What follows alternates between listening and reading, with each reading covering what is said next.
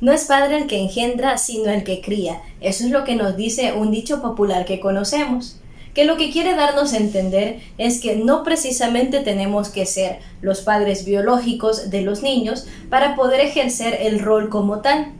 ¿Se han puesto entonces ustedes a pensar qué es lo que realmente hace que una persona sea papá o mamá de un niño o una niña?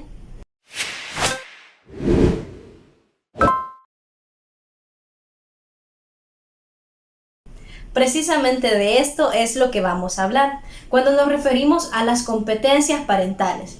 ¿Qué son las competencias parentales?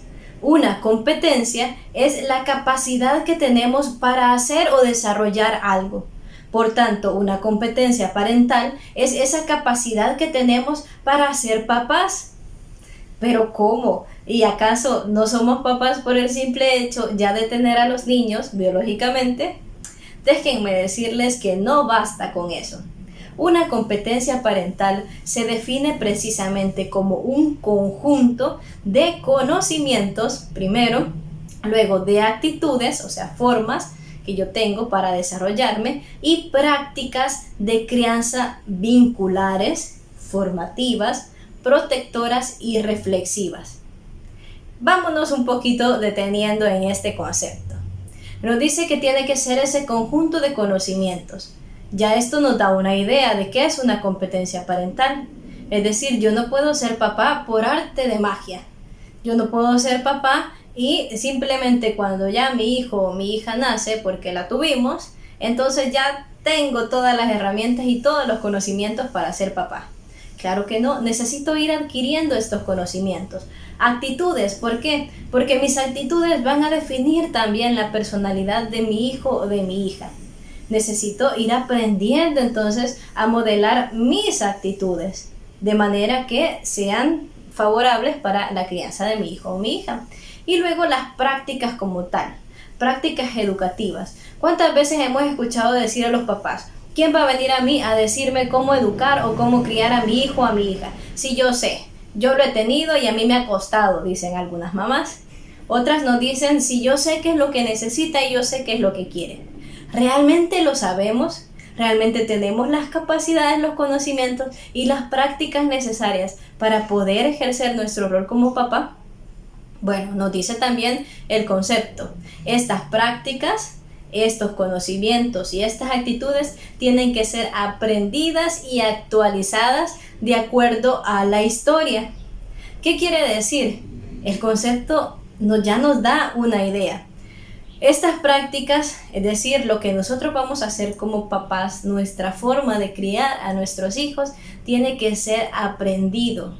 Es decir, nosotros no nacemos aprendidos ya para ser papá. Y muchos incluso se escudan diciendo: es que como uno no nace, ¿verdad?, aprendido para ser papá.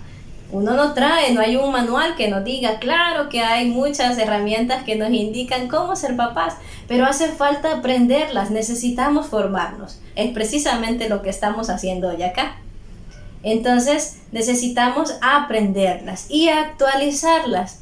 Es decir, los estilos de crianza, las actitudes y los conocimientos que mis papás me dieron a mí, e incluso que mis abuelos o bisabuelos me dieron a través de la crianza que a mí misma o a mí mismo me dieron, ya no funcionan.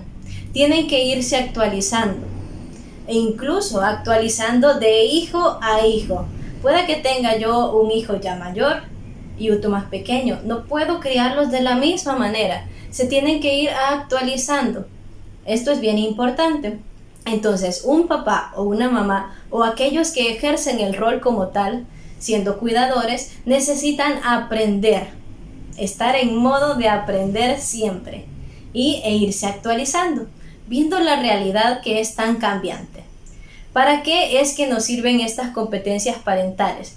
Primero, para poder organizar la propia experiencia siendo padres y la experiencia también de el conducir el comportamiento de los niños y de las niñas, de manera que estos puedan sentirse acompañados, protegidos y también tengan un desarrollo positivo para que puedan tener, pues al final, un bienestar, garantizar este bienestar y el desarrollo adecuado de nuestros niños. Son importantes entonces las competencias parentales, muy importantes, ¿verdad? Son muy importantes que las aprendamos y las vayamos desarrollando. Hay 4 de ellas que tenemos que ir aprendiendo: competencias vinculares, competencias formativas, competencias protectoras y competencias reflexivas. Cada una de estas las vamos a ir viendo poco a poco.